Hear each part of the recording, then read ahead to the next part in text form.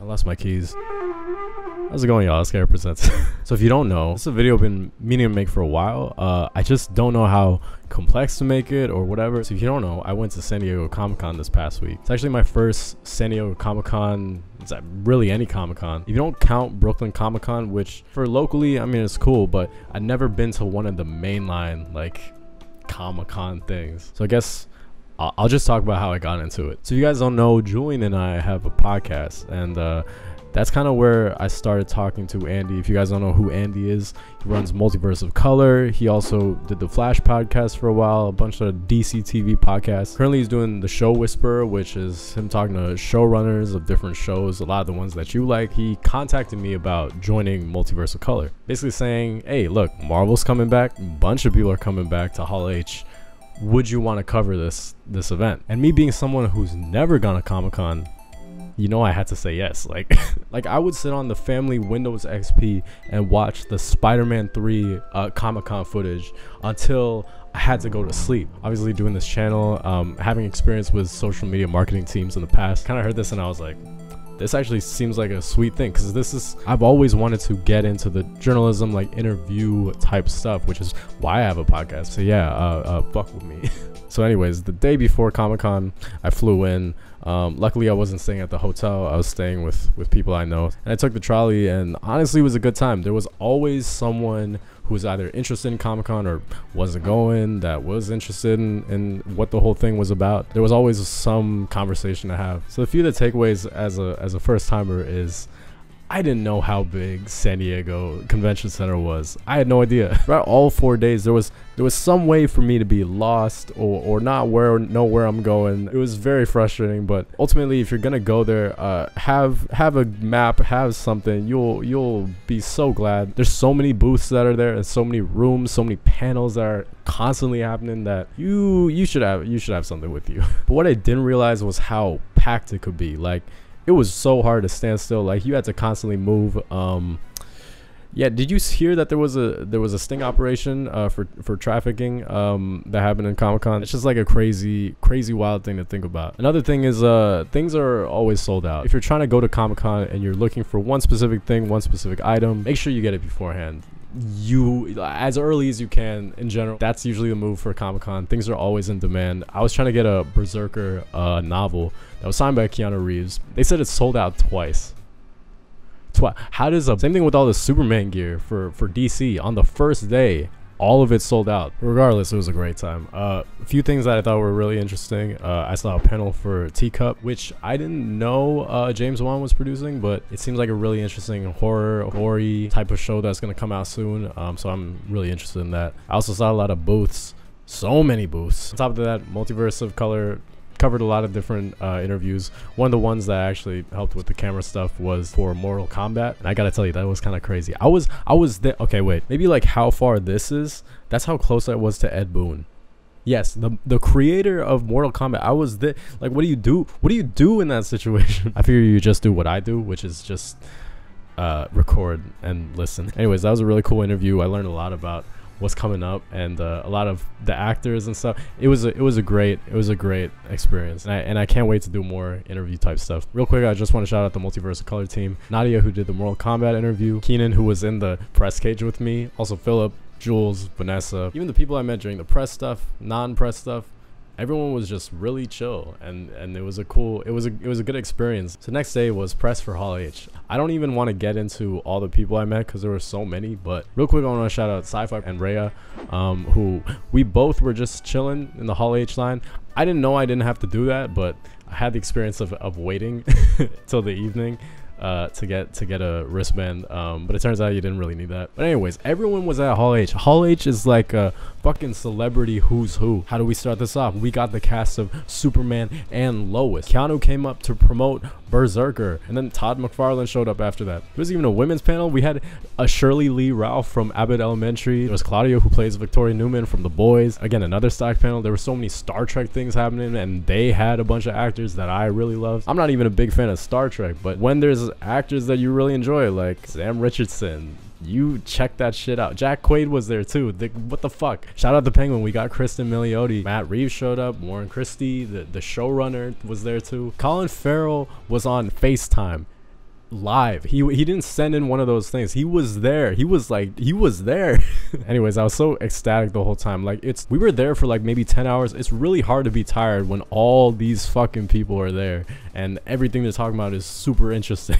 Sorry, I started editing this and completely forgot to mention this, but Deadpool and Wolverine also came out during Comic-Con, and I didn't see it while I was there at all. I've seen it now, but at the time I didn't see it. So trying to avoid spoilers for a movie that has a lot was hard, but somehow I did it, probably because I wear earbuds everywhere I fucking go. By the way, Deadpool and Wolverine, it's a good movie. I really enjoyed it. And then we get to Marvel. We got Deadpool and Wolverine intro, Peter doing the hosting. We've got Kevin Feige just going around. We showed Captain America footage. Suddenly out of nowhere, Harrison Ford shows up. Anthony Mackie, straight from Notorious, shows up. Giancarlo Esposito. We got Thunderbolts footage with Sebastian Stan and Florence Pugh and fucking everybody. David Harbour was dipping his toes in. By the way, I just want to say that the Thunderbolts footage, it's not Thunderbolts, but I like what I saw. I've genuinely enjoyed the direction of that. And of course, my favorite of all time, Fantastic Four, was there. They said the cast wasn't there, and then they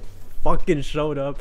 Pedro was there, Vanessa was there, Cousin was there, Joseph was there. I love Fantastic Four, and I'm losing my shit. All the footage that they showed for Fantastic Four, incredible. I loved it. And then they announced 2 Avengers movies. Russo's coming back out of nowhere. The big one, obviously, is Robert Downey Jr. coming back as Victor Von Doom. I'm gonna tell you right now that the shock of the moment was crazy. Just the idea that it happened, it wasn't something that I thought was gonna happen.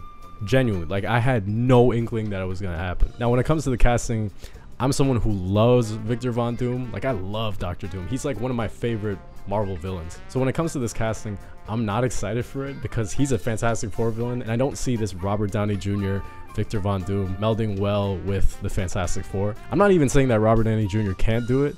I don't think he can do it with the Russos. Look, I could be wrong. I've been wrong in the past, but personally, this isn't really the news I was expecting. But I gotta say, Marvel knows how to create a reaction. Anyways, after the crazy shit that Hall H was, it was about time that I got a lot of merch. Day 4, I didn't know that Comic-Con closed early. I don't think anybody did, because when they called out the 5 p.m. thing, it was like everyone started panicking. It was crazy.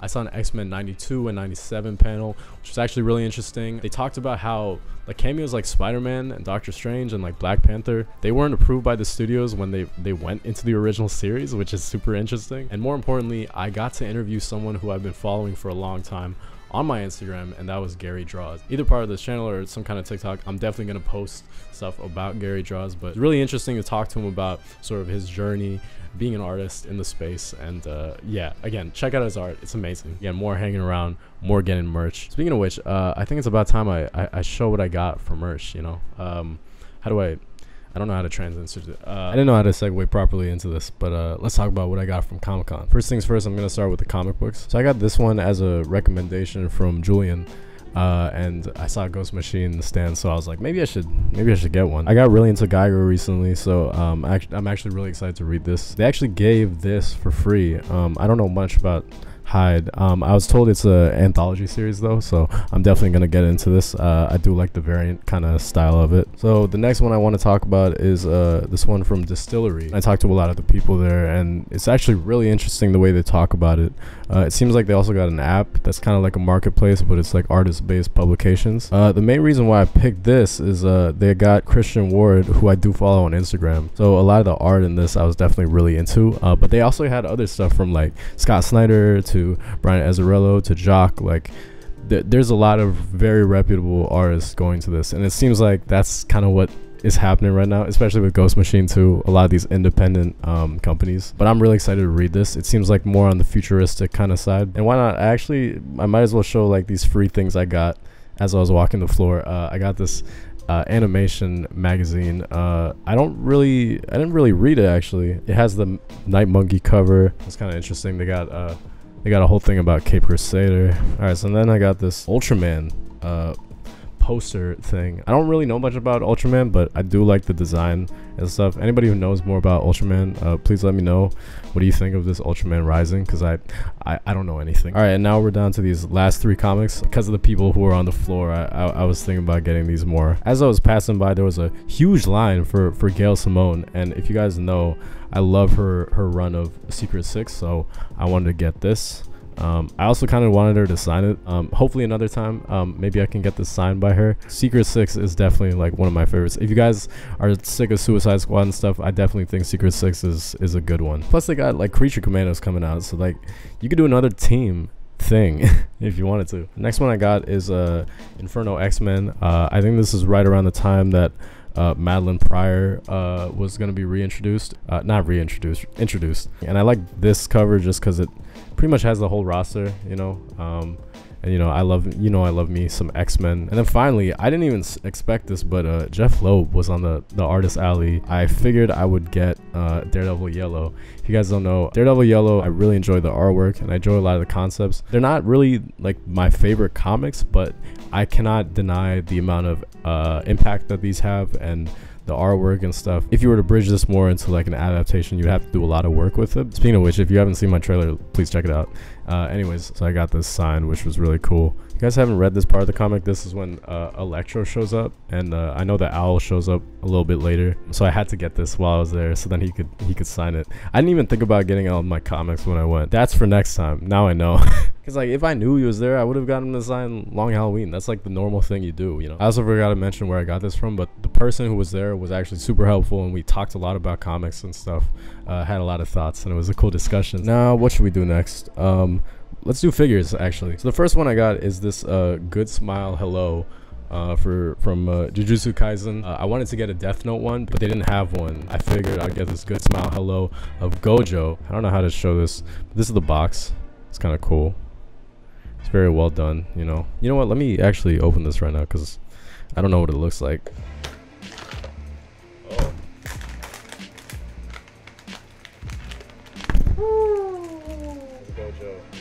I'll be honest, I wasn't super into Jujutsu Kaisen, but a friend of mine is watching it, so I figured I'd have something to talk about with her. Speaking of which, I'm curious what people think about season 2, because I know there's mixed reactions to it. Oh, that's cool, man. I really like how it looks. This is cool. This is sitting right there. All right, so that's the main thing. Oh wait, no, I actually have another one. Hold on. This was made by Adrian Ruiz, who I met during the press junket. It's a Pikachu Chewbacca.